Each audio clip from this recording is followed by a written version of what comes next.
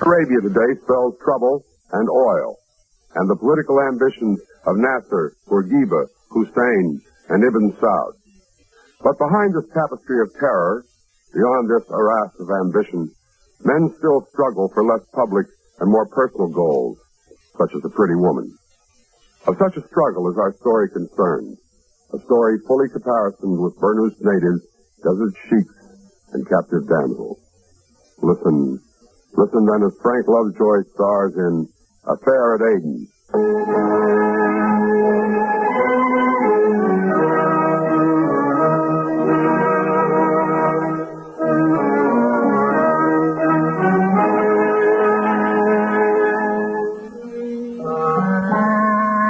Flat on the ridge back of the rocks and watched the Arab guards a quarter mile down the slope below me as they lounged in front of the gates of Fahad's tribal fort. Before dark, I had to be past those guards and inside that gate. I had to find Beth the Shara.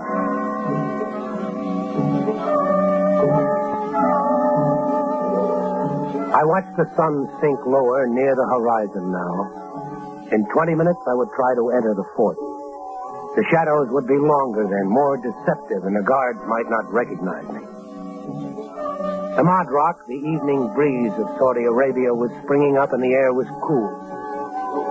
I thought of Aden on the coast 80 miles behind me, safe and secure, with its paved streets, electricity, American automobiles, and British police. I thought of the commissioner and the way it had all started, late the night before. Commissioner! Mr. Crawley! Commissioner! Hello, who's that? John Bradley, geologist for the oil company. Bradley? And we've met at the Foreign Club. Open up, Commissioner. I've got to talk to you. Right you are, just a moment. Bit of an odd hour for talking, old boy. I know. I'm sorry to bother you, but something's happened. Oh, yes, I do recall meeting you. You're that American chap. What can I do for you? Commissioner, a girl was kidnapped an hour ago, taken from her room by a gang of Arabs and Girl? carried... What girl? Her name is Beth Shara. Oh, an Arab girl. Yes, you probably wouldn't know her. She was graduated from the American University in Beirut 3 months ago and came here to work for the oil company. About an hour ago, she was kidnapped. Yes, go on. Well, her roommate just told me about it. They locked the roommate in the closet when they took Beth. She just now managed to get out. Tell me, Mr. Bradley. Oh, yes, Bradley. Who are they? Some of the Adrisi tribe, according to Beth's roommate from the back in the hill country. They were led by Sheikh Fahad. Fahad? Oh, yes, he's Hussein Agra's son. He has a fort or a stronghold of some kind in the Jebel Rabban Pass, about 80 miles back in the hill country. Yes, I know where it is. Well, this Fahad's a young chap, educated at Oxford, strict Muslim. Quite a decent fellow. You can rest easy, Mr. Bradford. There's nothing to concern yourself about. Look, didn't you hear me? I said he kidnapped a girl. He's taking her back into the hills right now. Quite so. It is custom of the country. No tradition. Marriage by capture. Or a pretense of capture. No doubt the girl was quite willing, actually. This wasn't any pretense. She was kidnapped. Oh, no. Commissioner, Beth and I are engaged to be married. Really? Yes, I'm through here. I'm sailing for home next week, and she's going with me. And, may I ask how long you've known her? Well, 2 months. But exactly. And as a man of the world, may I point out that young ladies are often prone to change their minds in matters of affection? So I hardly think that... Look, do I understand that you're not going to do anything about this? Really not much I can do, you know? All right, I'll do it myself. Well, do what? I'm going into the Jebel Radham Hills, find her and bring her back. I strongly advise against it. For what reason? He's a tribal chief, you know. Hundreds of followers. He might make it a bit sticky for you. That's my problem. Don't worry about it. Sorry to have bothered you, Commissioner. No, not at all, old boy. Always glad to... Thanks for your help. Impetuous fellow. Bradman, was it? Bradman? Oh, well.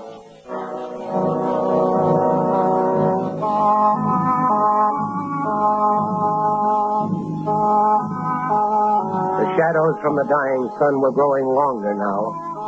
Dusk was creeping in over the desert, but the hilltop still caught the last flat rays of light. My horse, tied back of the ridge, stamped impatiently. The guards were moving about restlessly, their rifles slung on their backs. I pulled the burnous closer about me, finding it awkward and uncomfortable, not being used to native dress. But more uncomfortable were my thoughts. For I realized for the first time since I left Aden that I might be making a complete fool of myself. The commissioner might be right. I remember the last time I'd seen Beth. It was 2 nights before in the palm garden near my quarters, by the wall of the Mosque of the Shepherds. It is always so warm here at night. In the hill country, it was different. It's like this in Arizona in the summertime. Arizona. Tell me about it. Oh, it's a wonderful country. You'll like Arizona. But will Arizona like me? That is important, too. Oh, sweetheart, nobody could spend 10 minutes around you and not like you. That's how long it took me. You are so beautiful, Johnny. Beautiful? Because you make me feel beautiful inside. Like when I hear camel bells way far off in the distance. Or come to an oasis late at night, see the fires where the people are camping, and hear them singing in the dark. It all seems so long ago. Everything is different now. Why? No woman of my tribe ever went to school before, Johnny. I'm different. I hear the caravans of a stranger hears them. In a few days, I will go with you to live with strangers on the other side of the world. You scared? Yes, a little, perhaps. Sometimes I wake up at night and I smell the desert in the wind. The old ways die very hard. Hold me, Johnny, hold me tight. Oh, I intend to, from now on. For always. Johnny. Oh, you're trembling. What's the matter? Something happened this morning in the bazaar. I saw a person I had not seen for many years. A sheikh of Dietrich. A man named Fahad. So? He had been away in the hill country. He did not know I'd come back to Aden. Johnny, I was promised to him. What do you mean? Arrangements for me by our fathers when I was 10 years old. Such things are done in the tribes. Well, did you tell him? I mean, about us. I was too frightened to say anything. He called me Little Bride. Then he laughed and he wrote down his name. Well, that's nothing to be frightened about. Johnny, you do not understand. The men of my people are different. The woman does not have the same rights, the privileges. Well, in a week, you'll have all the rights and privileges of an American wife. Oh, Johnny. Hold me. Hold me tight and don't ever let me go.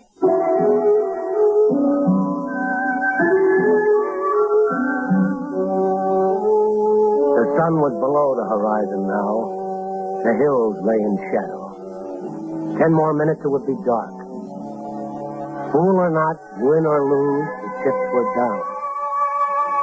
It was time to go.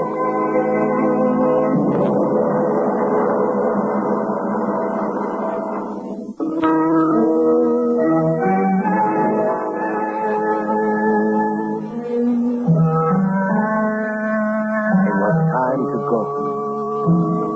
I mounted my horse, pulled my headcloth up to hide my face, reached inside my robe and took out the roll of parchment scroll with its long crimson streamers of silk, the mark of the desert courier. My whole plan depended upon getting into the fort without being stopped outside by the guards. After that, I'd take my chances. I dug my spurs into the horse's side and holding the scroll above my head with the streamers trailing out behind me on the wind, I rode down the slope at a full gallop. The guards heard me coming, swung their rifles off their back and held them ready. I spurred the horse and headed straight toward the gate. Mr. Howe! Up to him! Then at the last moment, 2 of the guards swung the gate open and I rode into the courtyard. The guards followed me in, closed the gate behind me. Then another man came striding across the court, and the guard salaamed. Mandu Baja? I'm afraid he's mistaken. I'm not a dispatch rider. An Englishman? No, an American. Bradley is the name. Bradley? Oh, yes. I want to see Beth Tashara. Indeed. So simple, huh? Except as though you were at home in your own country, where everything is nice and safe. You are a fool, Mr. Bradley. So I've been told. I am the Sheikh Fahad. This is my district, the country of the Idrisi. My word here is law. The only law there is. Do you understand? Well, not quite the only law. You're a Muslim. The Koran is your law. I rode in here of my own free will. Your men didn't bring me in as a prisoner. I claim the right of hospitality to strangers, as commanded in the Koran. Uh-huh. Very clever, Mr. Bradley. But I doubt you will gain anything by your sophistry. You must know also that the Koran puts a time limit on such hospitality. Yes, I know. 3 days, after which a guest may be treated according to the host's pleasure. And I may as well inform you that I have some rather unusual ideas of pleasure. Meanwhile, welcome, Mr. Bradley.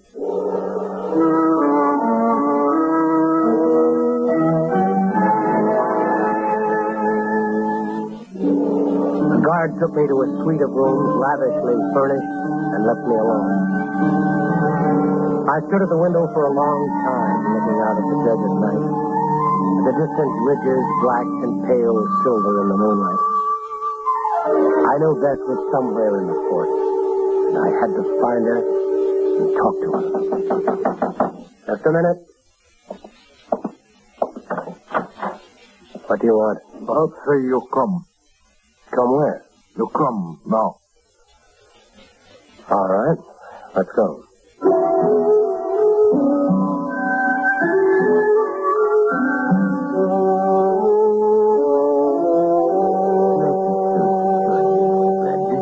Did I have a choice? Well, naturally. Dinner is never a compulsory affair for a guest. Of course, I could have arranged something more elaborate if I had known you were coming. If you'd known I was coming, I wouldn't be sitting here now. That is quite possible. Although the more I consider it, the more the situation intrigues me. Now, look, you know as well as I do that... Relax. You Americans are so headstrong. The British I can understand. But I confess I find you chaps a bit unpredictable. Even irrational, you might say. Amusing, however. All right, we're real clowns. Of course, it is possible you may not be a typical specimen. Every country has its fair share of rash fools. But somehow here comes our other guest. There. I imagine this may be a bit of a surprise to her. Good evening, my dear. Won't you join us? I have already told you. You all right, Beth? Yes, I should never come here. I shouldn't. You are not being very hospitable, my dear. And Mr. Bradley has, I might say, demanded my hospitality by taking advantage of a passage of the Koran which was written, I'm inclined to suspect, in one of the Prophet's less inspired moments. Fahad. However, inshallah, so be it. For the traditional 3 days. Afterwards, well, that will depend on my disposition at the moment. Tell him about our plans, my dear. What plans, Beth? What is he talking about? You will have to forgive her. The natural modesty of a young girl in love. Beth and I are being married tomorrow. A lovely addition to my household, don't you think so, Mrs. Bradley? Johnny, I find her completely fascinating. Of course, I will have to compromise a bit with tradition, I imagine. Beth would hardly be satisfied with all the old ways.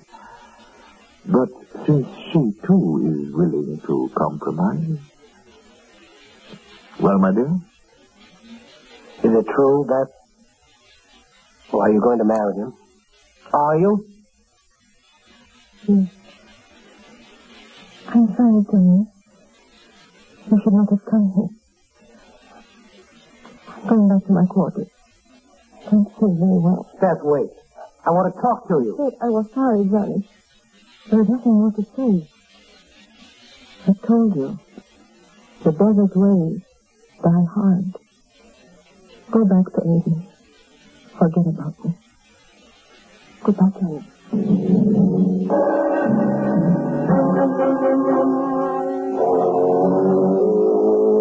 I paced the floor of my quarters, cursing myself for being fool enough to come. It was after midnight by now. The fort was dark and silent. I'd gotten in safely. Now, to get out. I moved quietly to the door and listened. There was no sound outside. I turned the handle slowly. The door opened, and there in the corridor stood a veiled woman. You are very foolish, Mr. Bradley. Everybody is telling me that. Should I know you? No, I am Tara Daliti, wife of Fahad. Wife? He is at present his only wife, and I would prefer it to remain so. Sorry, I'm out of it. Better go talk to Beth Tashara. Why? I've got nothing to do with it now. If that's what she wants, it's her business. What she wants. Did Fahad ask what she wanted? What do you mean? Or is it so different in your country, Mr. Bradley?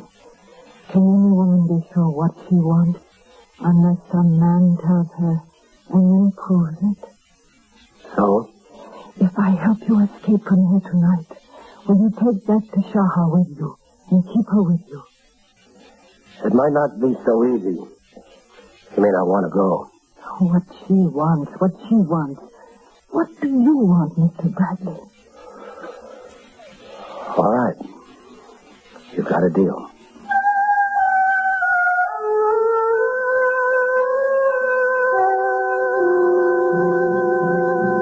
Minutes later, I was outside the fort, waiting in a dark grove of olives with two horses tied nearby, watching a tiny door in a high stone wall. 10 more minutes passed, I started to get uneasy. Tara seemed to know what she was doing, but with Beth, I figured she had her hands full. Then the door opened. Two figures in white stood for a moment in the dark entrance. And one of them hurried toward me. The door closed. I stepped from behind the tree. Beth. Johnny? Over here. Hurry. There's really no need to hurry, Mr. Bradley. None of us is going anywhere. Tara really shouldn't have encouraged you to wander around in the night air this way, my dear. Your hands, Mr. Bradley. Put them up, please. I can't argue with a gun. Mm-hmm. Very wise of you. Especially since you seem fit to forsake my hospitality. You see, I am no longer obliged to treat you as a guest. What are you going to do, Fahad? What would you do, Mr. Bradley, with a man who took advantage of your generous nature and attempted to plunder you of your most prized possession, who pretended to... Stop, what are you doing? Just this. All right, go ahead and shoot if you want to kill Beth. Oh, a sample of American chivalry? No, common sense. For added precaution, I'm holding my own gun in her back. Don't come any closer. He's not lying, Fahad. He's crazy enough to do it. I'll admit I'm at somewhat of a loss, Mr. Bradley. What are you going to do? I'm leaving here on those horses. I'm taking Beth with me. You try to stop us, I'll kill her. And gain what? Nothing, but I won't lose anything either. You've never intended to let me leave here alive. At least I'll take her with me one way or another. You must be insane. Also practical. Because you'll never convince her people that you didn't kill her. I know what a blood feud means in this desert. So do you. Now, do you want one on your hands? Or do you turn around and walk back to that fort and let us go? I think perhaps you're mad enough to do it. I'm mad. Plenty mad. All right, make up your mind. Well, there are, after all, a rather large number of women in this world. But a man has only one life. And if he's sensible, he prefers to keep it as peaceful as possible. Good night, Mr. Bradley.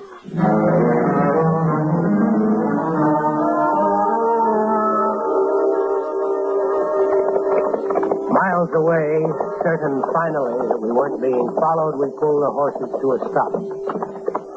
Want to rest a few minutes? Yes. Hey, guys. I'll give you a hand down. Thank you. I'm not used to this. There was a time when I could ride all day. Oh? I thought you said the old ways of the desert stayed with a person. They died hard.